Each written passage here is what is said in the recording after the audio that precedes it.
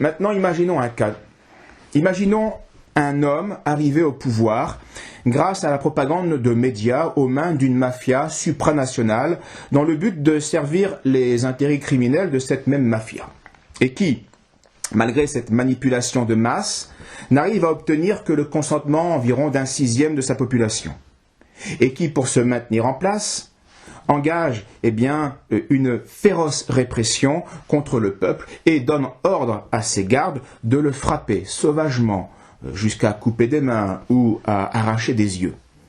Que dans le même but, cet homme, au pouvoir de plus en plus contesté, met en place un arsenal législatif liberticide pour censurer tout propos critique ou gênant au nom d'une prétendue fausse nouvelle ou d'une incitation à une haine qui n'est jamais définie. Que ce même homme, afin de réduire à néant les libertés religieuses et civiques, les plus élémentaires, prépare un système de surveillance généralisée de la population en maîtrisant toutes les données de la vie des citoyens. Données centralisées dans une simple puce grâce à laquelle le pouvoir pourrait, de manière arbitraire, exclure de la vie sociale tout opposant au nouvel ordre mondial. Imaginons toujours que ce même homme, pour favoriser la mafia qu'il a mis au pouvoir, brade à des intérêts privés et étrangers les biens de la nation et des entreprises dans le secteur stratégique. Que ce même homme autorise et organise par ailleurs le pillage de l'épargne, de la retraite du peuple au profit de fonds d'investissement privés et spécialisés dans la spéculation et l'usure.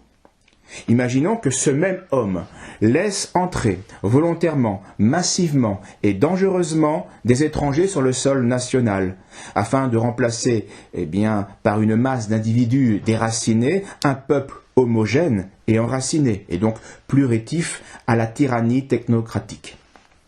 Et que pour ce faire, il favorise aussi une justice laxiste pour les criminels halogènes et extrême pour les délits des indigènes. Imaginons que ce même homme, aux ordres d'une minorité apatride et cosmopolite, après avoir usé d'informations mensongères fondées sur des chiffres falsifiés et manipulés, décide la séquestration du peuple tout entier, en l'assignant à résidence, en imposant ainsi une torture psychologique de masse comparable au traitement que l'on inflige dans le système carcéral aux criminels les plus dangereux, entraînant ainsi des dommages irréversibles dans le cerveau, des dépressions, des suicides, plongeant aussi dans la ruine et la faillite, et ce pour le plus grand bénéfice des multinationales et de la finance apatride, cosmopolite et internationale, des centaines de milliers de personnes qui ont été privées de leur droit au travail. Imaginons que ce même homme agresse non seulement la nation, mais aussi chacun de ses membres dans leur intégrité corporelle par l'imposition de vaccins inutiles ou dangereux.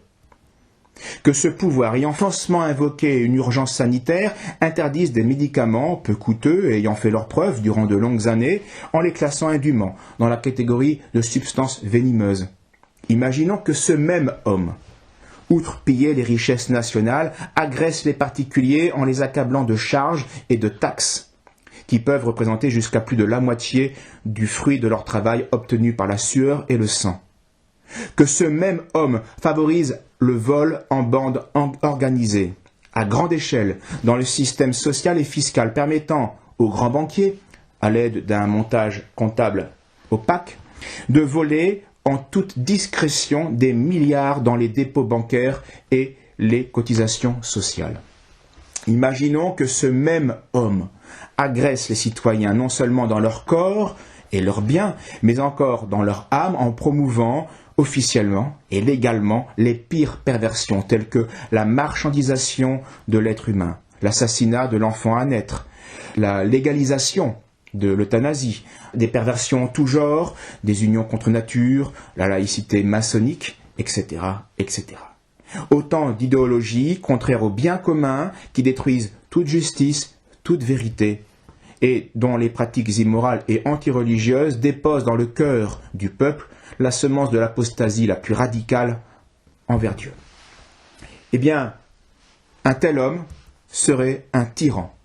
Et selon la doctrine catholique, un tel tyran pourrait être non seulement renversé par la multitude, mais encore supprimé par n'importe quel citoyen en état de légitime défense. Car la tyrannie imaginée serait grave, permanente et universelle. Ajoutons cependant, comme mot de la fin, cette remarque de saint Thomas d'Aquin, que si l'on ne peut trouver aucun secours humain contre le tyran, il faut recourir au roi de tous, à Dieu, qui peut convertir le cœur cruel du tyran ou le réduire à un état misérable. Mais pour que le peuple mérite d'obtenir ce bienfait de Dieu, il doit s'affranchir du péché, parce que c'est pour la punition des péchés que les impies, par une permission divine, reçoivent le pouvoir, puisqu'il est dit au livre de Job que Dieu fait régner l'homme hypocrite à cause des péchés du peuple. Il faut donc ôter la faute pour que cesse la plaie de la tyrannie. Merci, bonne lecture de l'article, diffusez-le massivement et contre nous de la tyrannie. À une prochaine fois, si Dieu le veut. Merci.